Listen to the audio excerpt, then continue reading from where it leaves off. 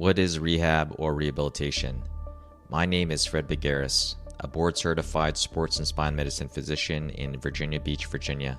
After 10 years of practice, I still find musculoskeletal medicine both fascinating and challenging. This podcast is about the lingering thoughts and questions I've had after residency and fellowship. My hope is to spark discussion, challenge dogma, and share my experiences in musculoskeletal medicine. Welcome to the Talking Rehab podcast. Can you fix my shoulder so I can get back to tearing it apart? That question was from, let's call him Bugs Bunny, or I'll call him Bugs, a 43-year-old software engineer sitting in my clinic. His shoulder was injured and taped up after a recent Jiu-Jitsu tournament, and he was asking me pretty much dead seriously. It's the kind of question that makes you stop and think, because it reveals everything about why rehab actually fails. I'm Dr. Fred Vigueras, and this is the Talking Rehab podcast. Today we're diving into the psychology behind that question and why fixing the tissue might be the easy part. Bugs trains Jiu-Jitsu approximately 5 days a week, sometimes twice a day. He's been at it for 8 years, competes regularly, and describes rolling as his quote-unquote meditation. For those of you who don't know me, I totally get this because I've been training Jiu-Jitsu myself for just about 10 years, and it's definitely one of the very few things that I'll honestly call it like an addiction, but at the same time, it is my happy place. It's the only place I've found myself being able to slow my mind down. And in this particular case, this was his second shoulder injury in the past 18 months. The same shoulder, same exact story. And he told me that he took 3 weeks off last time, and he did his physical therapy, felt great, and then he went back to training normally, and here we are. Eventually, I ordered an MRI, which looked fine, and there were no obvious surgical red flags, no massive rotator cuff tear, things like that. But there was some subtle findings of essentially an overuse type injury. But I could see the real problem was written all over his face. He wasn't here to change. He wasn't here to change how he trained. He was here to get permission to keep training exactly the same way. Does that sound familiar? I think if anyone does jiu-jitsu, I think we all know what we're talking about. Here's what I've learned over the past 10 plus years in the field is that most people don't actually want to rehabilitate things. They all essentially want a quick fix, something that just gets to the good part, if you will. They want someone to tell them that everything's going to be okay, to wave a magic wand and say your body can handle anything that you throw at it. But that's not exactly how the body works, and it's definitely not the way that shoulders work. So I asked him a simple question. What would happen if you didn't return to training the way you used to? He looked at me like I'd asked him to essentially give up breathing. That's not really an option, he said. This is who I am. And there is one of the major, points of the discussion, not necessarily a problem, is that for a lot of people, this is their identity, how they define themselves as a person, as an athlete. There's a lot tied up into the physical activity, the athleticism, the day-to-day stuff that is now painful. It's really part of our identity. And he wasn't necessarily just protecting his shoulder. He's also trying to protect his sense of self. Jiu-Jitsu wasn't something that he did. It really was who he was. The guy shows up 5 days a week. He's a competitor. He's the one that never really backs down from a roll. But here's the thing about identity. Sometimes it can be our prison.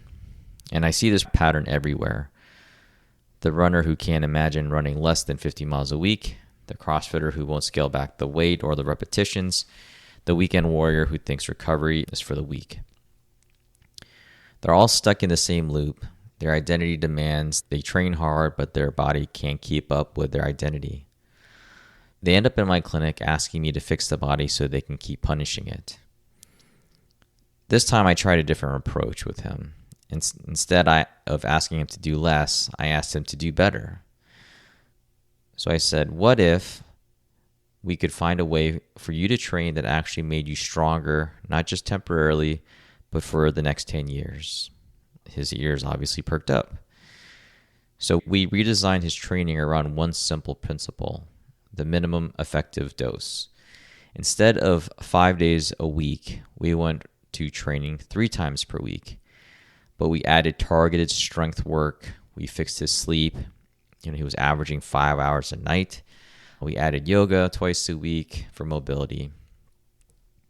Most importantly, we also changed how we measured his overall progress. Before, it was based on how many days did I train this week.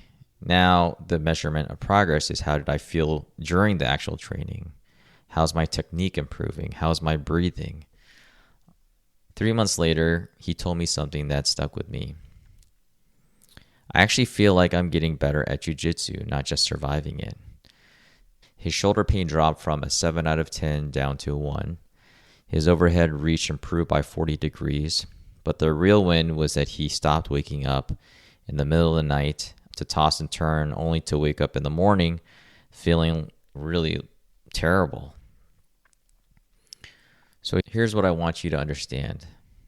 Whether you're a patient or a clinician, rehab isn't about stopping people from doing what they love. It's about helping them to do it better. The body isn't a machine you can just fix and forget. It's more like a business with a balance sheet. You can spend aggressively on high-intensity training, but only if you're investing equally in recovery, strength, and smart programming. Most people are spending like there's no tomorrow and wondering why they're going broke. If you're listening to this and thinking, but I need to train hard to improve, I get it. I used to think that too, but here's what I've learned. Volume and intensity are tools, not goals. The goal is long-term performance. The goal is to still love your sport in 10 years. The goal is to train because you want to, not because you have to prove something. So if you're dealing with a recurring injury, ask yourself these 3 questions. Number 1, am I training to get better, or just say I trained? Number 2, what would change if I focused on quality over quantity for the next 8 weeks? Number 3, how do I want to feel about this activity in 5 years? And if you're working with someone stuck in this identity trap, don't ask them to do less. Ask them to do better. Frame it as an upgrade versus a limitation. Because the best athletes aren't the ones who can handle the most punishment. They're the ones who've learned to train smart. Now, this particular story really resonates with me because I've been training for about 10 years, and I started off when I was about 35, 36 years old, and I'm now turning 46 this year. And I still love being on the mats, but how I train today is completely different from in the beginning. In the beginning, I was going 6 to 7 days a week and training not super hard, but fairly consistently. But with time, I just started to notice I was gathering injuries or things were starting to take longer to recover. And I really had to come to a point where I decided I had to start to train differently. My body, particularly after 40 years old, really started to change. And I just realized that my body needed a little bit more recovery, needed a little more strength in certain places. And once I took that time off and modified my training program, it really made a huge difference. And as my skill level started to go up, in addition to my age, I started picking and choosing how many times a day. I started picking and choosing how often I would train. Presently, I'm now training probably 2 to 3 times per week. And sometimes it's just training on my own because I really have had to make it a point to listen to my body. And I just realized that this is the quote-unquote journey, as all jiu-jitsu people talk about, but so is rehabilitation.